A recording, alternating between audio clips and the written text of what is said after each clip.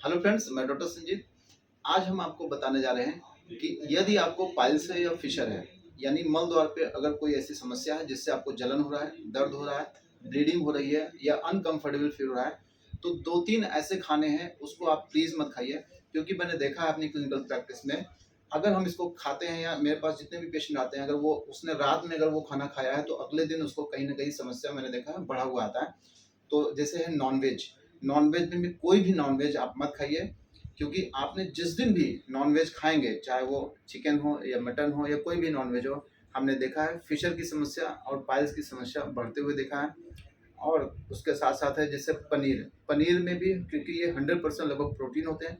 जितना भी हम हैवी प्रोटीन डाइट लेंगे या जो लोग जिम जाते हैं, मैंने देखा है कि वो लोग जो हैवी डाइट में जैसे प्रोटीन की डाइट लेते हैं, उनको पाइल्स या फिशर की समस्या अगले दिन बढ़ जाती है। अगर उनको पहले से ये समस्या है, जिनको नहीं है हो सकता है अगले दिन उसको कोई दिक्कत ना हो, लेकिन जिनको पाइल्स या फिशर की समस्या पहले रही है, 2-4 महीने उन्होंने दवा खाई, ठीक हो गया, फिर से देखा है कि अगर उसने खाया है तो उसको वो समस्या बढ़ जाती है।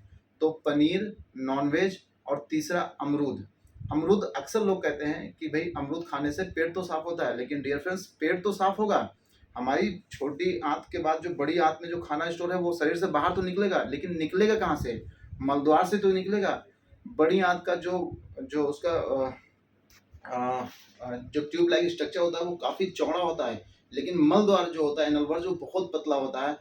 जब उसमें से मल ज़्यादा मात्रा में निकलेगा या हैवी मात्रा में मल निकलेगा या मल कठोर निकलेगा, तो वहाँ पे चोट लग जाती है या वहाँ पे प्रेशर होने की वजह से पाइल्स या फिशर की समस्या बढ़ जाती है। तो आपको कोशिश करना है कि पनीर, नॉनवेज ना खाएं, क्योंकि ये दोनों फ्रूट मतलब जो खाद्य पदार्थ खाने से मैंने देखा है कि लोगों को पाइल्स या फिशर की समस्या बढ़ जाती है। उसके साथ साथ जैसे फलों में केवल एक फल मैं कोशिश कर रहा हूँ, मना कर रहा हूँ, अमरूद। वैसे मैं पपीता भी लोगों को मना करता हूँ, क्योंकि अक्सर मैंने देखा है कि जो लोग पपीता ज़्यादा खाते हैं उनको भी फिशर की समस्या बढ़ जाती है। ऐसा क्यों है, मुझे शायद ये मेडिकली अभी मैं नहीं जानता हूँ, लेकिन मैंने देखा है कि जो लोग पपीते की मात्रा में ज़्यादा मात्रा में खा रहे हैं, उनको फिशर की समस्या बढ़ रही है। ऐसा मेरा अपना क्लिनिकल प्रैक्टिस है। अगर आपको है तो प्लीज़ एक बार देखिएगा, अगर पपीता खाने से आपको समस्या बढ़ रही है तो प्लीज़ पपीता, अमरूद, नॉनवेज और पनीर प्लीज़ अवॉइड करिए, अदरवाइज आपको पाइल्स या फिशर की समस्या बढ़ जाएगी। डियर फ्रेंड्स, और भी बहुत सारे ऐसे फूड होते हैं जो हमारे मलद्वार की समस्याओं को बढ़ा देते हैं, जैसे फास्ट फूड में जो कि मैदे से बनी चीज़ें होती हैं, जिसमें फाइबर 0% होते हैं। जैसे आपका देखिए फास्ट फूड में आपका चाउमीन, बर्गर, ये मोमोज, इस तरह की चीज़ें प्लीज़ अवॉइड करिए। जैसे कोल्ड ड्रिंक्स हो गए, ये सब चीज़ें थोड़ा सा अवॉइड करिए, अदरवाइज आपको पाइल्स और फिशर की समस्या बढ़ जाएगी। होगी तो बढ़ जाएगी, नहीं होगी तो भविष्य में आपको हो जाएगी। कोशिश करें कि ज़्यादा से ज़्यादा फ्रूट्स का सेवन करें। फ्रूट्स में 2 फल थोड़ा छोड़ के अमरूद और पपीता को थोड़ा अवॉइड करिए, अदरवाइज सारे फल आपके लिए बहुत हेल्दी होते हैं। फल जो हमने आपको बताया, अमरूद पपीता के जो स्पेशली अमरूद की बात करें, उसके जो फाइबर होते हैं ना, काफ़ी कठोर होते हैं, मतलब हार्ड फाइबर होते हैं। हार्ड फाइबर जो होते हैं वो ज़्यादातर हमारे बॉडी में डाइजेस्ट नहीं होते हैं, वो मल बन के ही शरीर से बाहर निकलते हैं। तो कोई भी चीज़, चाहे वो नॉनवेज हो, चाहे पनीर हो, चाहे अमरूद हो, इनकी वजह से मल या तो हार्ड आएगा, या तो मल ज़्यादा मात्रा में आएगा, या तो मल बार बार आएगा। और जब मल हमारे शरीर से बार बार आएगा या ज़्यादा मात्रा में आएगा, तो जाहिर सी बात है, मान लेते हैं ये हमारा मल है, जब हमारे एनल कैनाल से बाहर आएगा तो या तो हमारे मल द्वार पे वो कट मार देगा, या तो वहाँ पे सूजन पैदा करेगा, जिसे हम पाइल्स कहते हैं।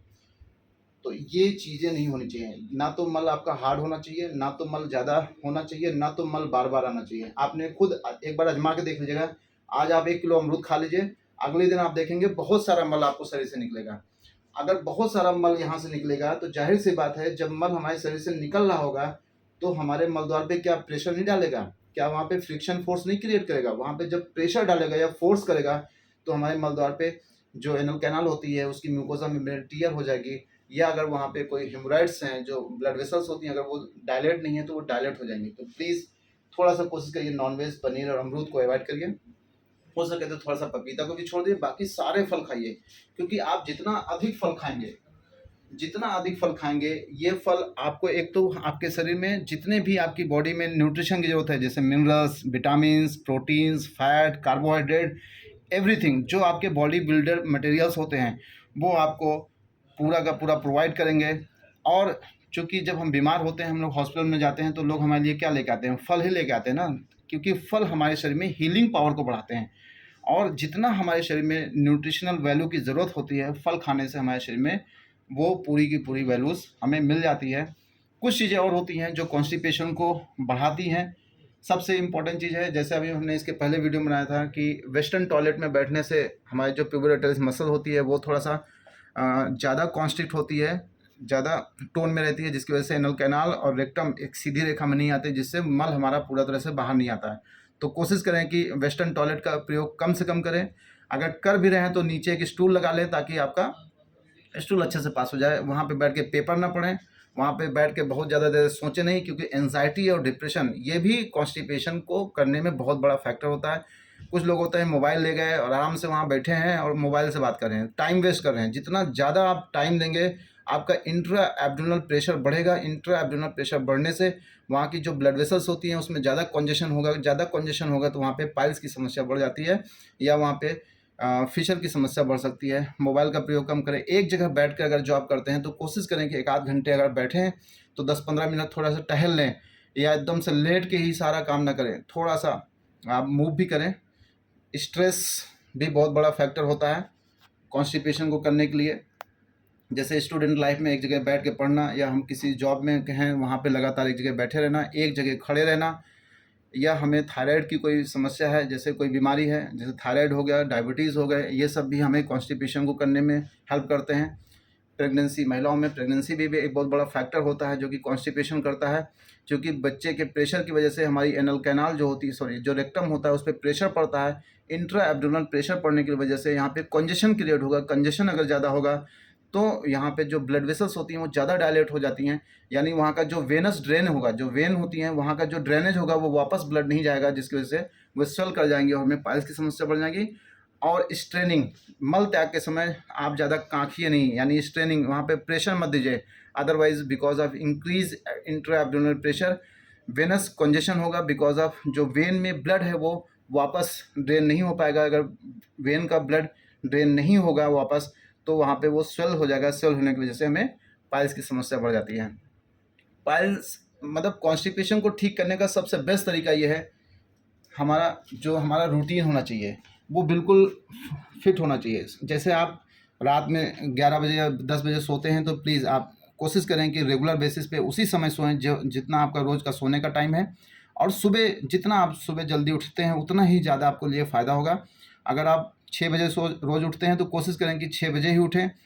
6 बजे उठने वाला व्यक्ति अगर कभी 8 बजे उठता है तो मैंने देखा है कि उनको कॉन्स्टिपेशन की समस्या बढ़ जाती है। थोड़ा सा योगा प्राणायाम, जैसे वज्रासन, खाना खाने के जो हम लोग वज्रासन करते हैं, या इस तरह के कुछ स्ट्रेचेज होते हैं, मैं इसको डिटेल में आपको डिस्कस करूंगा कि कौन सा एक्सरसाइज आपके कॉन्स्टिपेशन में हेल्प ज़्यादा करेगा आपको पेट साफ करने में। और सबसे इम्पॉर्टेंट है आपका रनिंग। आप कोशिश करिए कि सुबह शाम या मॉर्निंग में थोड़ा सा रनिंग करिए। आप जीवन भर, जिस तरह ये लोग हंस रहे हैं अपने जीवन में, इसी तरह ईश्वर ने चाहा तो आपको कभी भी कॉन्स्टिपेशन की समस्या नहीं आएगी।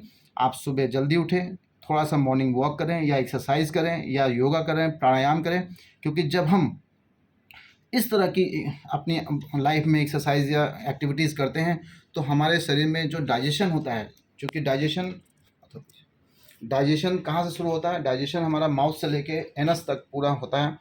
माउथ से जब हम खाना को चबाते हैं तो उसी समय सैलिवरी ग्लैंड का सिक्रेशन आता है, जो कि हमारे जो कार्बोहाइड्रेट है उसका डाइजेशन वहीं से शुरू हो जाता है। फिर हमारा पेट में जो फूड मटेरियल पहुंचता है, फिर वहाँ पे एसिड की वजह से वहाँ पे उसका डाइजेशन थोड़ा सा और आगे बढ़ता है। फिर छोटी आंत में हमारा भोजन पहुंचता है। छोटी आंत में क्या है, लीवर और पैंक्रियाज का भी सिक्रीशन यहीं पे ड्रेन होता है, जिसकी वजह से डाइजेशन प्रोसेस आगे बढ़ता है। लगभग पूरा का पूरा डाइजेशन छोटी आंत में हो जाता है। जो भी वेस्ट प्रोडक्ट हमारी बॉडी में बनता है वो हमारी बड़ी आंत में जाके स्टोर हो जाता है। बड़ी आंत का मैक्सिमम यही काम होता है कि जो भी यहाँ पे वाटर के मॉलिक्यूल ज़्यादा आ गए हैं आपके स्टूल में, वो ज़्यादा रीअब्जॉर्ब कर लिया जाए।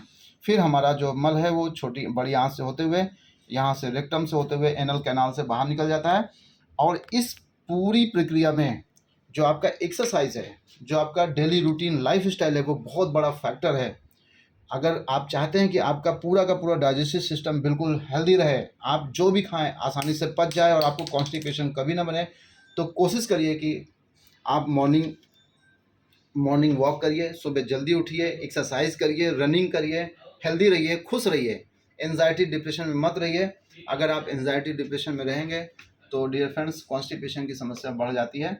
बाकी नेक्स्ट वीडियो में हम एक एक चीज़ को डिटेल में पढ़ेंगे कि कैसे थायराइड, कैसे स्ट्रेस, कैसे आपका लाइफ स्टाइल कॉन्स्टिपेशन करने में आपको हेल्प करता है। अगर हम स्ट्रेस को दूर कर दें तो कई बार हमारी कॉन्स्टिपेशन की समस्या दूर हो जाती है। तो नेक्स्ट वीडियो में हम पूरा एक एक चीज़ डिस्कस करेंगे कि कौन सी लाइफस्टाइल या कौन सा फैक्टर आपके कॉन्स्टिपेशन में कॉन्स्टिपेशन करने में हेल्प करता है, या कौन सा फैक्टर आपके कॉन्स्टिपेशन को ठीक करने में हेल्प करता है। Thank you.